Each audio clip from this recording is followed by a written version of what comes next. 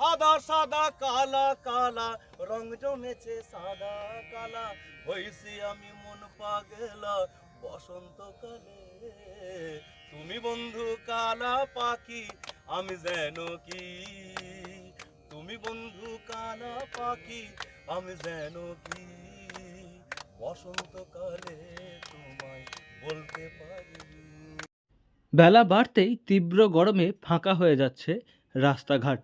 খুব প্রয়োজন ছাড়া কেউ রাস্তায় বেরোচ্ছেন না।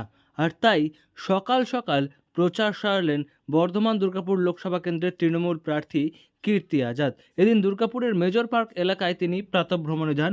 সেখানেই প্রচার করেন, সাধারণ মানুষের সঙ্গে কথা বলেন এবং একই সঙ্গে প্রাতঃভ্রমণে গিয়ে তিনি ব্যায়াম করেছেন, চা খেয়েছেন, আবার এক প্রাতঃভ্রমণকারীর কাছ থেকে গানও শুনেছেন, শুনিয়েছেন নিজের অভিজ্ঞতা।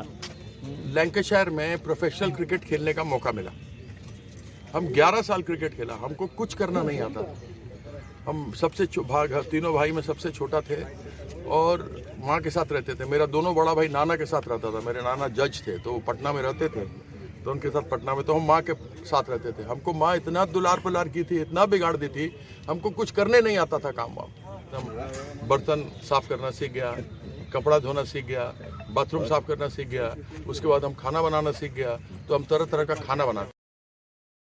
প্রসঙ্গত এদিন সকালে যখন কীর্তি আজাদ মেজর পার্ক এলাকায় প্রাতঃভ্রমণে যান এবং প্রচারে বেরোন, তখন সঙ্গে ছিলেন জেলা তৃণমূল সভাপতি নরেন্দ্রনাথ চক্রবর্তী সহ জেলা তৃণমূলের অন্যান্য নেতাকর্মীরাও। এবং এদিন প্রচারে বেরিয়ে সাত সকালে বেশ চনমনে মেজাজে দেখা গিয়েছে কীর্তি আজাদকে।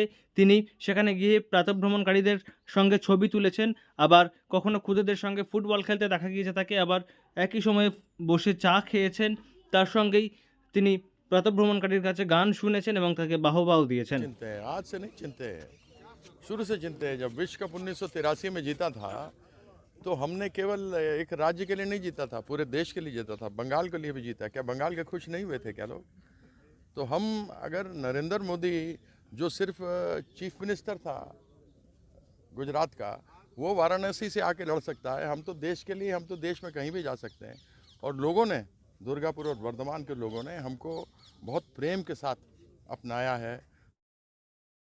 পাশাপাশি এদিন প্রচারে বেরিয়ে কীর্তি আজাদের মুখ থেকে বাংলার সংস্কৃতি কৃষ্টি সম্পর্কে প্রশংসার সুর শোনা গিয়েছে এবং একই সঙ্গে তিনি বলছেন যে বর্ধমান দুর্গাপুর লোকসভা কেন্দ্রের মানুষ তাকে উষ্ণ অভ্যর্থনা জানিয়েছেন, তাকে মেনে নিয়েছেন এবং একই কারণে তিনি এই বিপুল জনসমর্থন পাচ্ছেন প্রচারে বেরিয়ে।